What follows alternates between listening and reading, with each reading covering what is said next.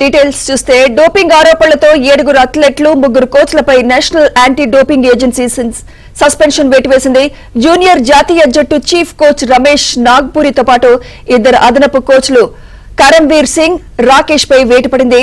Doping పరీక్షలకు సహకరించలేదన్న ఆరోపణలతో నాడా ఈ చర్యలు తీసుకుంది.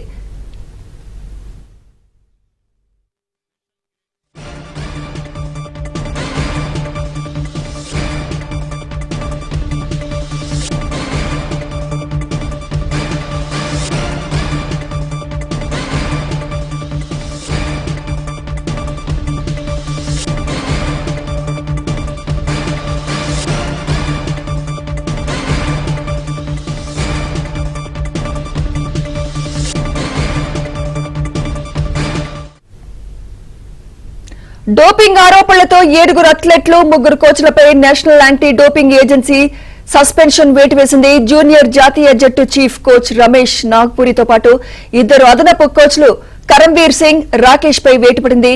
డోపింగ్ పరీక్షలకు సహకరించలేదన్న ఆరోపణలతో నాడా ఈ చర్యలు తీసుకుంది.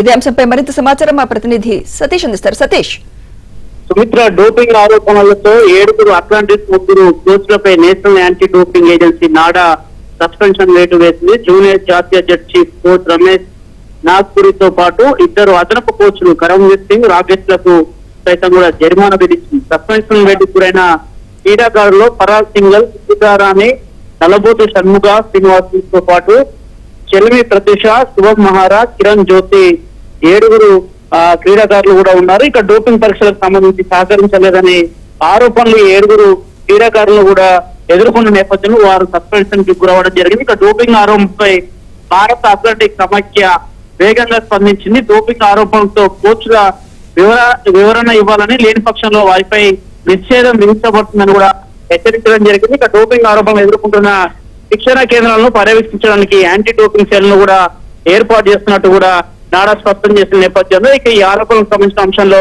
ఎప్పటిలోగా వివరణ ఇవ్వాలి, వారి రిప్లై పట్ల ఏ విధంగా స్పందిస్తారని కూడా వేచి చూడాల్సి ఉంటుంది. కానీ ఖచ్చితంగా కూడా క్రీడలకు సంబంధించిన అంశంలో మాత్రం ఇట్లాంటి డోపింగ్ కి సంబంధించి పాల్పడడం మాత్రం కఠిన చర్యలు ఉంటాయని కూడా స్పష్టం చేస్తున్నారు. Sumitra, right, thank you Satish.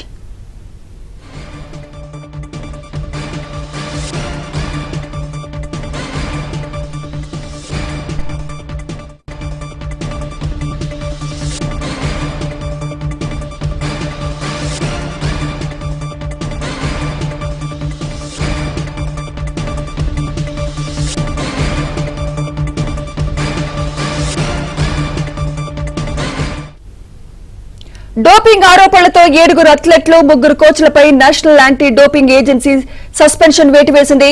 Junior జాతీయ జట్టు చీఫ్ కోచ్ రమేష్ నాగ్పూరితో పాటు 2 అదనపు కోచ్లు కరంవీర్ సింగ్, రాకేష్ పై వేటు పడింది.